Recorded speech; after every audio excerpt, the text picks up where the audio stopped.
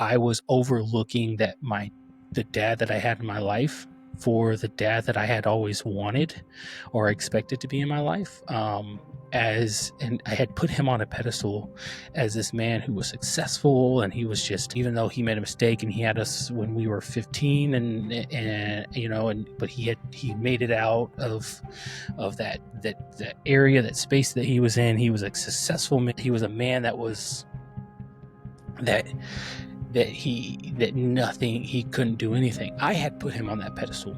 I had. And come to find out that wasn't the case. He was not any of those things.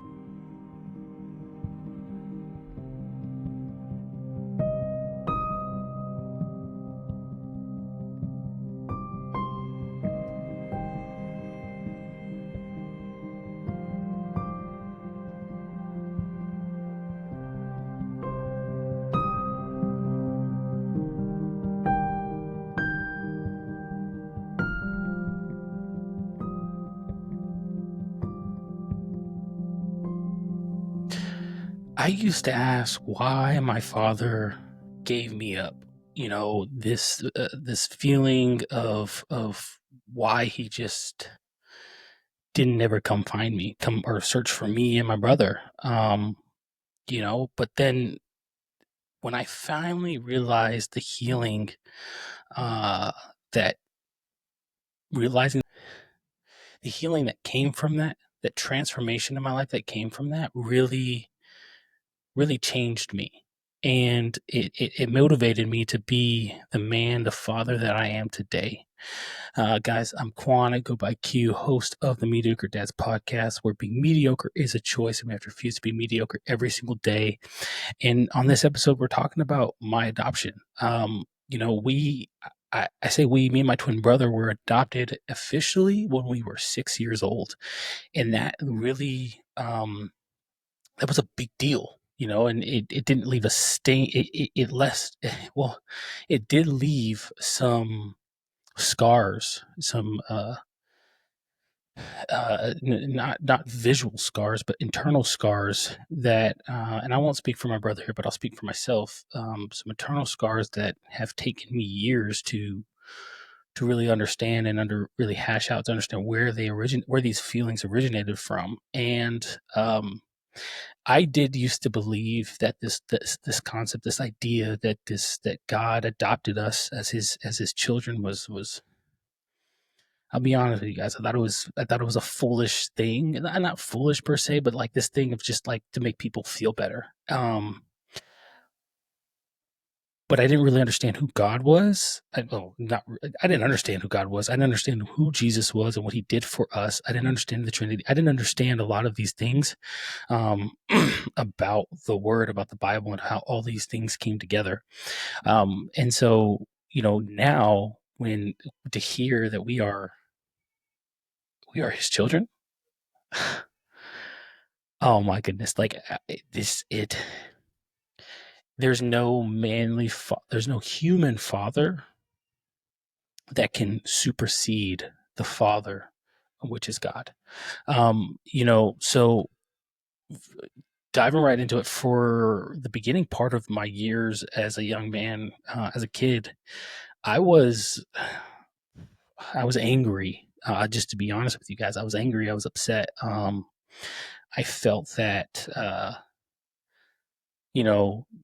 I had been abandoned, by the ones who were supposed to take care of me, especially my father, who, this idea as a boy, you look up to your dad. And we had people that loved us. We were adopted, of course.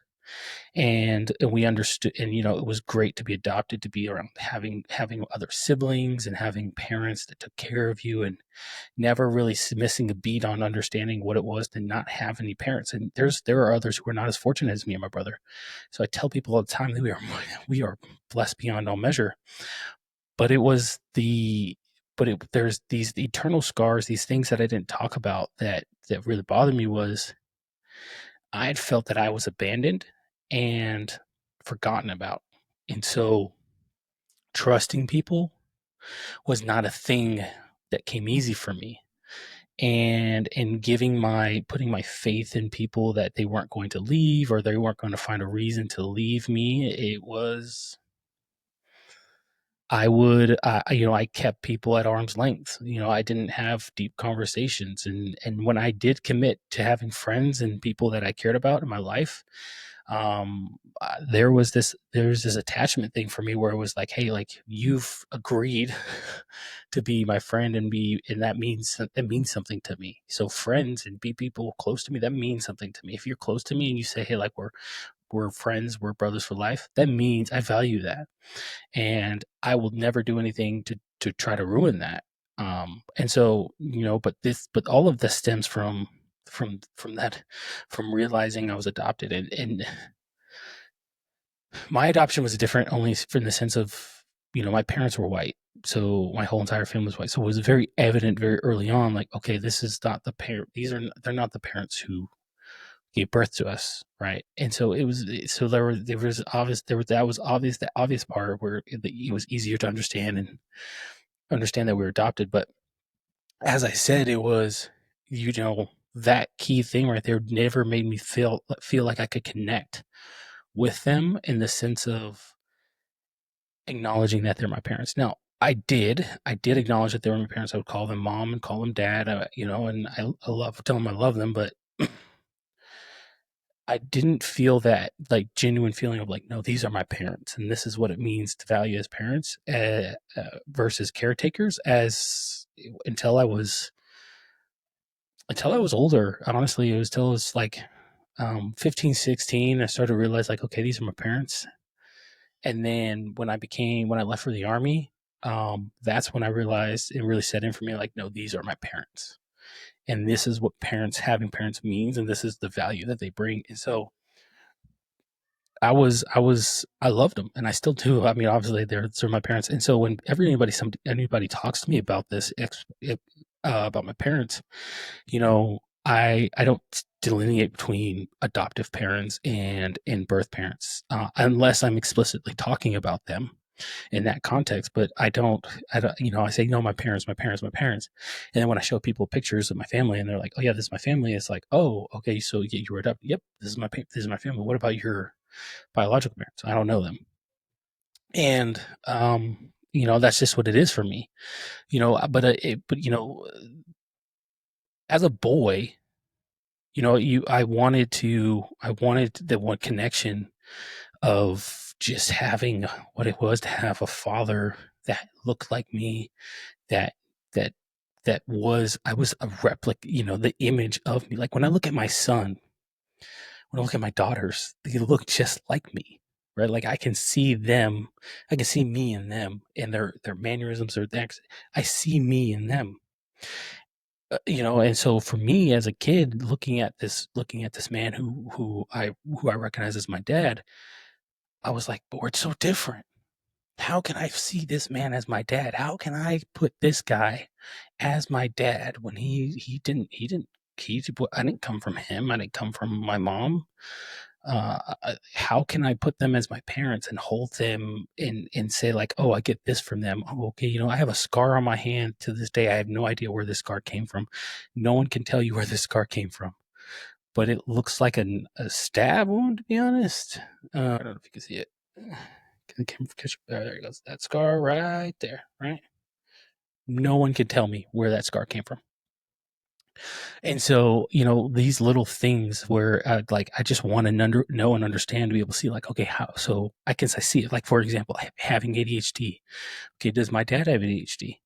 Does my birth dad have ADHD? Okay, if he does, how does he navigate life? Did he take medication? Did he use natural remedies? Did he read several books and to get educated on these things? And how did he navigate these things? And how your mind races at 100 miles per hour? How did he do all these things to navigate life to get to where he is? Right. And that is what I wanted to. That is part of the things where I was like, I need the man who made me. But they never came. They never showed up. They never came and picked us up as I had hoped for and prayed for and dreamt of. And It was, year after year after year went by of just realizing the realization setting in is like they're not coming to get us, and that hurt me. That was a wound that really hurt me internally, and I didn't know how to. I didn't know how to um,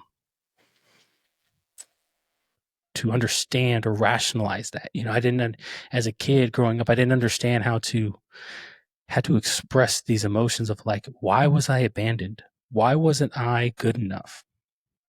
And I got an answer when I was 16, and my birth mom reached out to my mom and asked if she could communicate with us and on Facebook. And we started talking, and I got to ask all of my questions, and the answers were, I'm not gonna lie to you guys. It was, I mean, it felt good to get the answers, but they were lackluster. It was they lacked the oomph behind it, in which I felt was inadequate or sufficient reasoning for them to put us up for adoption. And um so it was hard for me. Like, in the moment, of course I said, okay, like, I mean, I'm 16 going on 17, so it is what it is. This is the answer. This is what she told me. So I have to take her word for it as the truth. But like, I didn't think, I still had felt like, okay, like, there weren't really burning questions. It was just like, I want to feel the desire that you are just that you did want me.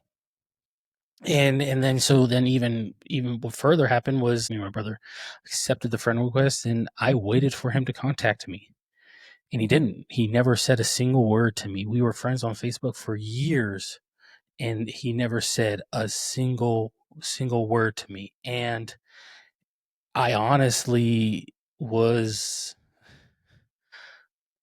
shocked, because I'm like, I'm your son. Like, you made me. Like, don't you want to speak to me? Don't you want to know, understand me, figure out who I was, how my life has been, how I have progressed, where, what life has looked like for me? Am I becoming a good man? Like, do you want to know any of these things? And he didn't say a single word to me. I had several different half siblings or cousins reach out to me under his account. And I didn't respond to those, because I was like, you know, he, on that side of the family, if you will, that man owes me answers first. Wholeheartedly, I said, he owes me answers, and I want those answers. And I never got them, guys. I've never gotten them. This was when I think it was like 15 going on 16, or 16 going on 17. It was around that time frame. But I didn't get those answers. And I'm 30 years old now, going on 31 here this year, and I still don't have any of those answers. And those are answers I'll probably go to the grave never knowing. And it's okay. It's okay, because after talking to several men, several fathers on the podcast, and even in life, I've come to the realization that there are things that we'll never tell our kids. There are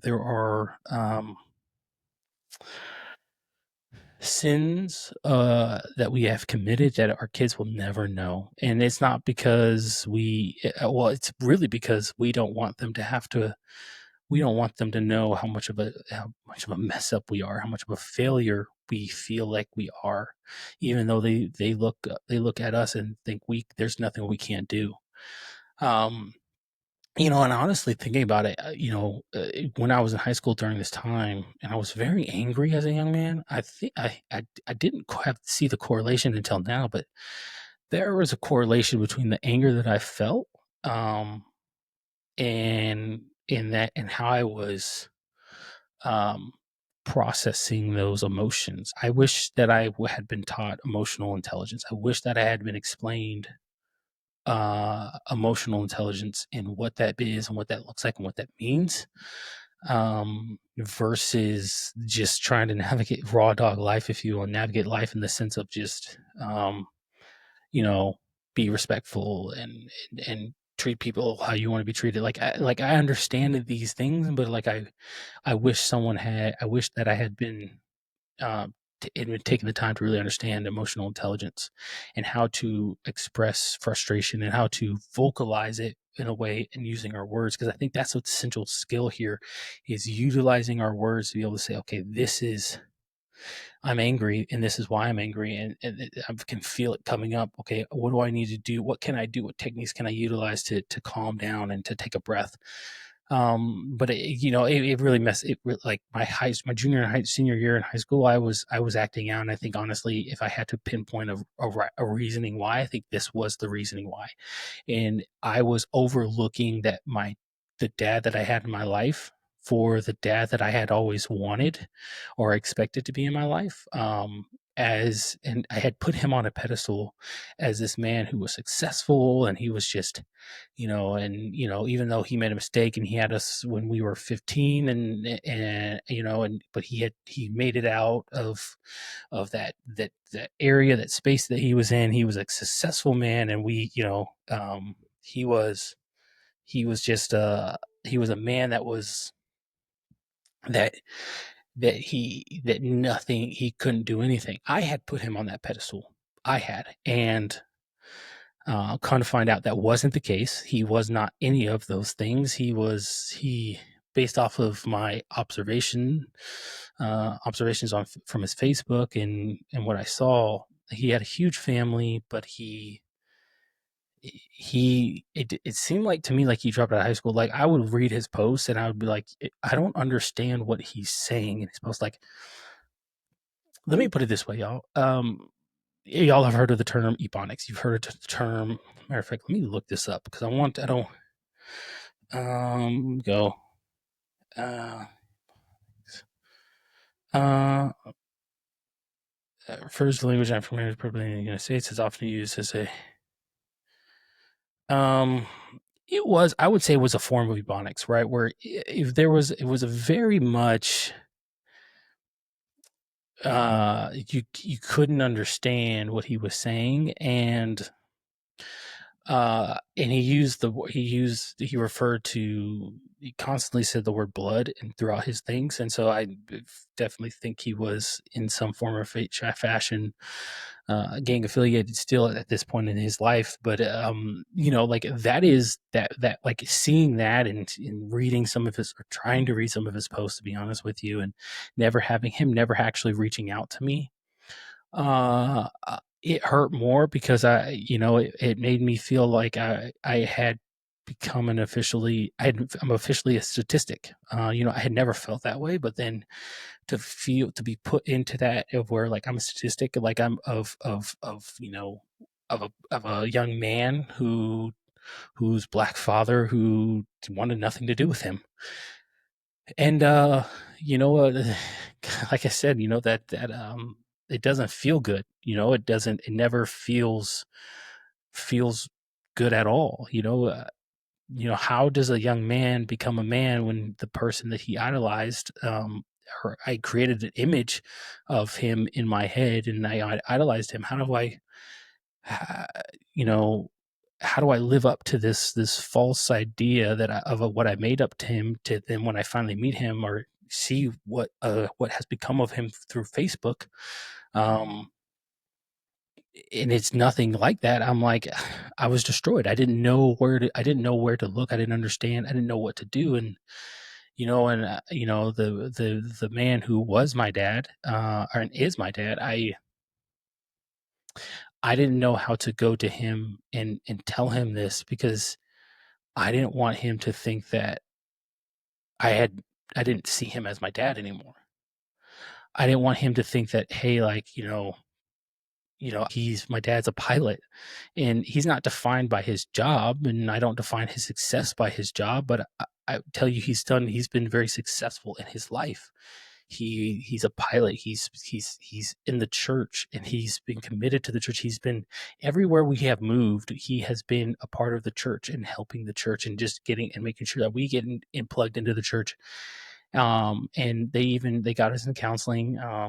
Because being adopted, I encourage all parents who have kids who are adopted, get their kids into it to counseling. Not because they're messed up kids, but there are things that they need to be able to speak about, not without feeling that you're not sufficient, you're not good enough, right? Because it's not about you necessarily about you. It's about the fact that they were supposed to have these parents who gave birth to them, and they're not there anymore. So like, don't take it personal, okay? In that regards, don't take it personal. But I was afraid that my parents would, so I didn't talk to them about this. I just internalized everything, and I just said, you know what, I'm gonna have to figure this out by myself. And when I was 19, it was matter of fact, it was around this time in 2014. I was arriving I had just arrived to Fort Hood.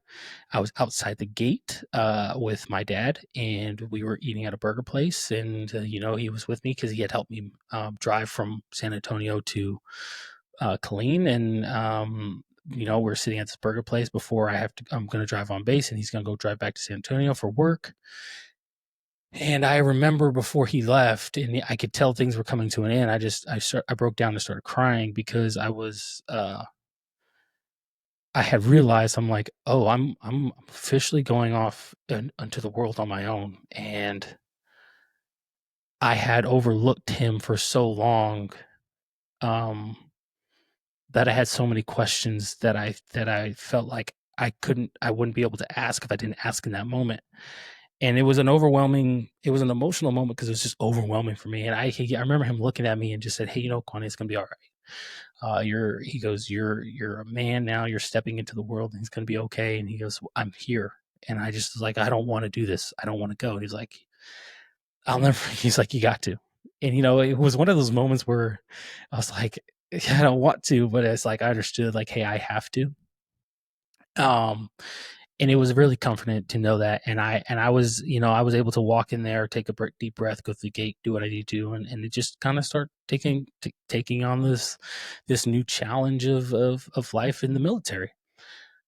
Um, but that's my dad, like that, and then when I was 22 and I had my daughter, my first daughter, Nevaeh, and she was growing up, and I was seeing her mannerisms, and I was like, "Oh, she gets that from me." But then I'm starting to think about where I get them from.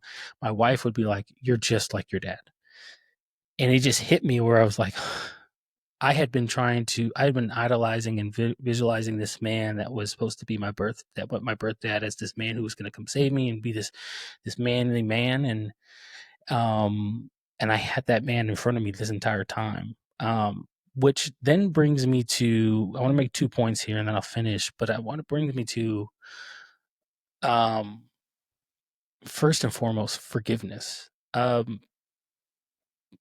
I've been thinking about this for a long time and what forgiveness really means and what forgiveness is. And,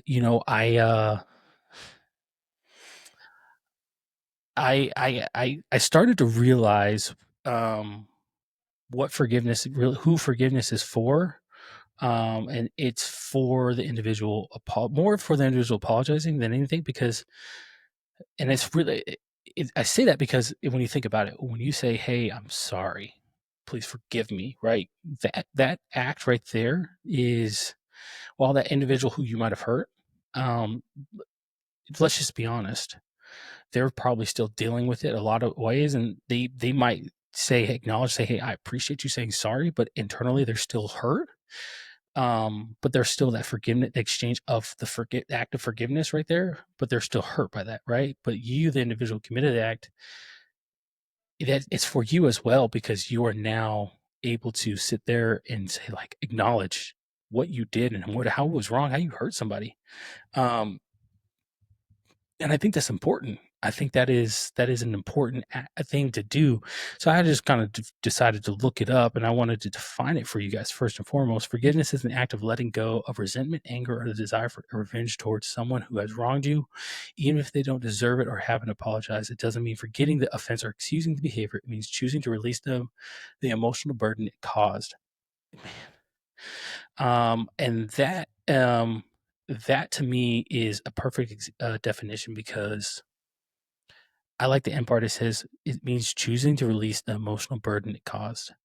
That's what it does. That's what pain does. And that's what it changes just into scars, and those scars, if you see the scar on my hand, right? It doesn't hurt anymore, but like it could be, it could, they're using this metaphor. It could be a moments where, um, you're you still feel it, right? You still feel that you're like, oh, okay, I was hurt.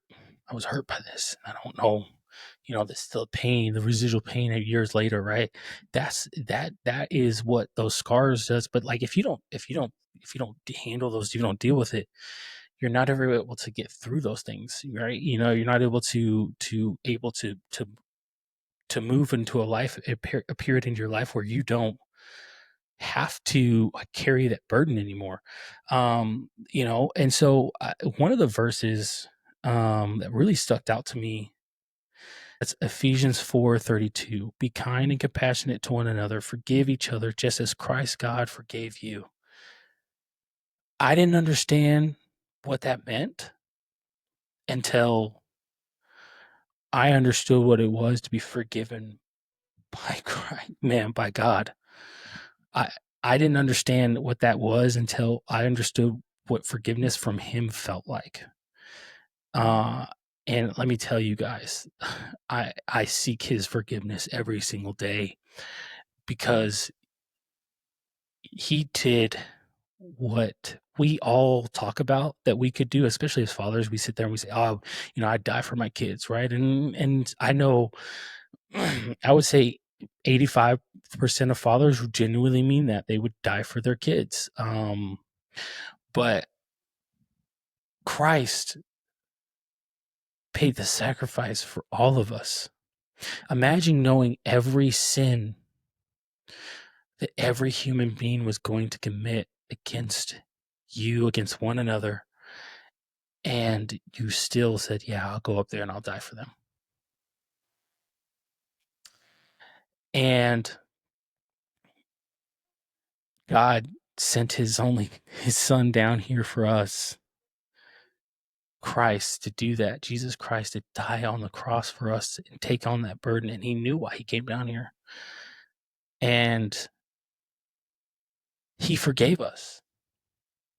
So if he can forgive me for the sins that I have committed, and I'm not a saint, I don't think any of us are. I don't believe any of us are saints. Um, we are all sinners.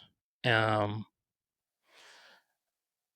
but through Christ we're saved and our sin is forgiven. And for him to forgive me for some of the things that I've said to people, the things how I've hurt people, and for him to forgive me like that, and just be like, "You're forgiven." I don't. I have to go out now, and I have to. It's forgive others. So to my biological father, I forgive him. I don't know what it is, that the emotional trauma, and I don't necessarily like using those words, but they're real, but I think they're over politicized, and so I don't like using those words. But the emotional trauma, the things that he went through, um, I don't know what it is he went through, but I pray that the Lord blesses him. I pray that he seeks the Lord. I pray that he seeks God's face, and I pray that he just asks the Lord for forgiveness, and I pray that he seeks a life that is better, for not only for him but for his kids that he does have now. And I pray that he is the best father. He was the best father and is the best father to his kids now, and giving them the father that they need. Because I got the father that I need through my adoption father, and he's my dad. And then I also got the father through Christ, which brings me to my next point, which is, and that's where that other verse came in, Romans 8:15. um, where you're where it says, "The Spirit you received brought you about your adoption to sonship, and by Him we cry, Abba, Father." To know that I have a manly Father and a heavenly Father who loves me, that means the world. I also want to read. There's a couple other ones. Um, and this is it's Ephesians 1:5, and it says, "He predestined us for adoption to sonship through Jesus Christ in accordance with His pleasure and will." He knew He was going to adopt us. He knew that He was going to say, "Hey, these are my kin. These are my kids. They are now a part of me." And all you have to do that is to accept and acknowledge Jesus Christ into your heart. And when you do that, gosh, guys, you are made new. You're a new creation. I love, I you know, I love how transformative my life has been since acknowledging that who Jesus Christ is in my life and seeking Him. Um, because I used to think this was a joke. I used to think this was just like to make people feel better, and it was just a thing that people would do because they had miserable lives. And it wasn't until that I was able to fully acknowledge, like, hey, I need Him in my life. I can't keep going about my life as if I, I got it, I can handle it. And I couldn't, because I really couldn't, guys. And to know that He has taken on our burdens and He has taken on them and says, hey, give me your burdens. My yoke is lighter. It's a feeling of peace that you receive. And I have that peace. I have the genuine peace in my life now that I've been searching for my entire life, of just to know, like, my life doesn't have to be chaotic. My life doesn't have to be full of chaos, and I don't have to have constant control over it. And so, Christ is amazing, guys. As simple as I make it sound, He is amazing. He loves you. He loves each and one of us. God knitted us in our mother's wombs. He knew how many hairs were on our head. Understand how powerful that is. And all we have to do is seek Him. That's it. That's all we have to do. Um, you know, uh, it's amazing. The Lord is amazing, guys. I encourage you, seek Him. I encourage each and every one of you that if you want to know more about Christ, open your Bible. Go to your local church. Go to a church. Reach out to a church. Reach out to me. I'll gladly help you out. But go to a local church and read your word, and ask questions, and figure out what it is to really be a disciple of Christ, what it is for the Lord to be in your life, what that looks like, what that means, because you have no idea, again, how transformative it is.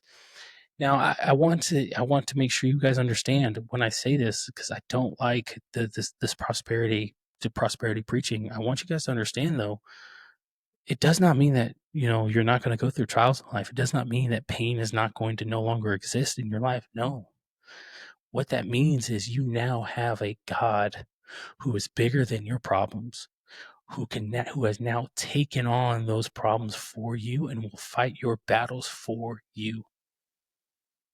I want to read you guys a verse, and that is it's from the story of it's from Elijah, not Elijah, um and it's about, hold on, Elijah's um uh okay, let's see, the story. So this is where it goes. 2 Kings 6:15. Let's go here. All right, so let's do this. um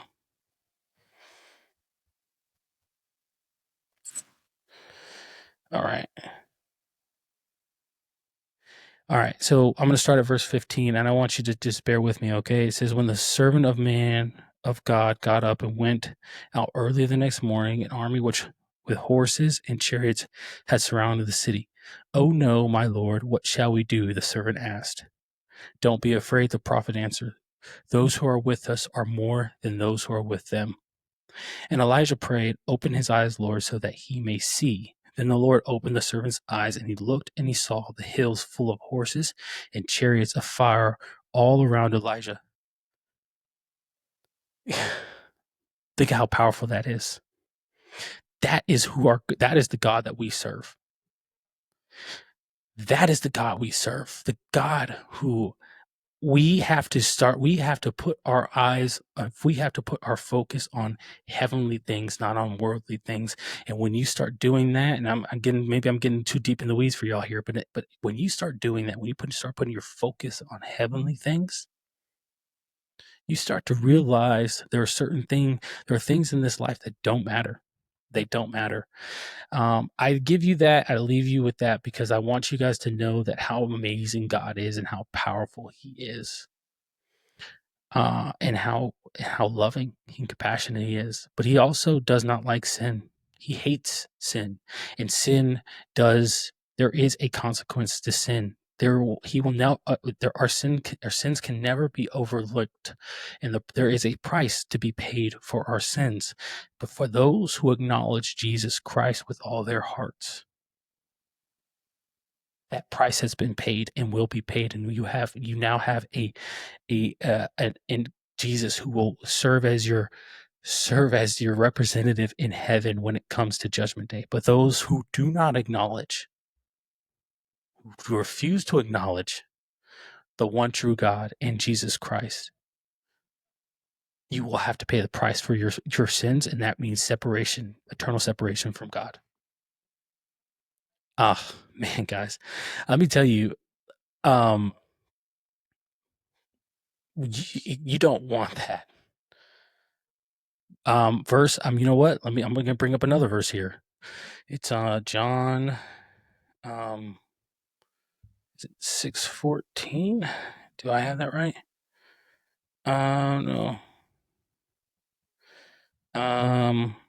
What verse is that? It's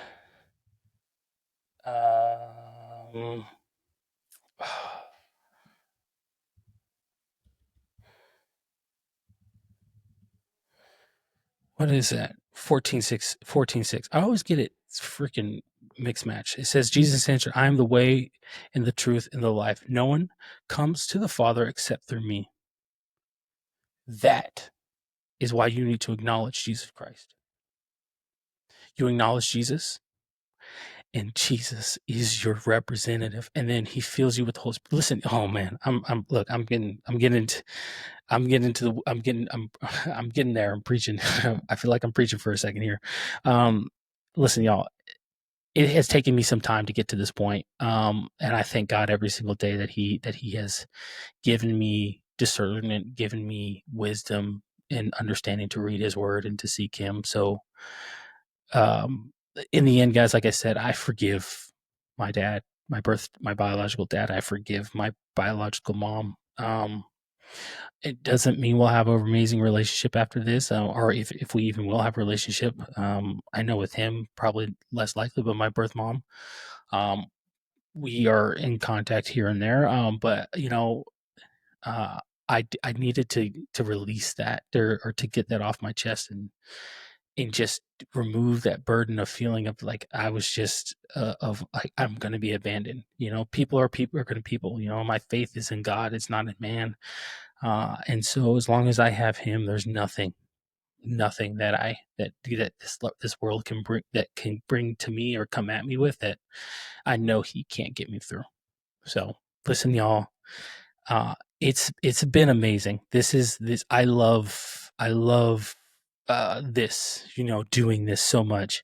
If this stirred something deep in you, don't ignore those feelings, right? If you have, or you're in a position or predicament where you feel resentment towards a parent, or because you feel betrayed, abandoned, and you're angry, don't ignore those feelings. Pray to the Lord and ask Him, how do you navigate through these feelings? How do you how do you just let them go, right? And give forgiveness. How do you give someone forgiveness even though they hurt you?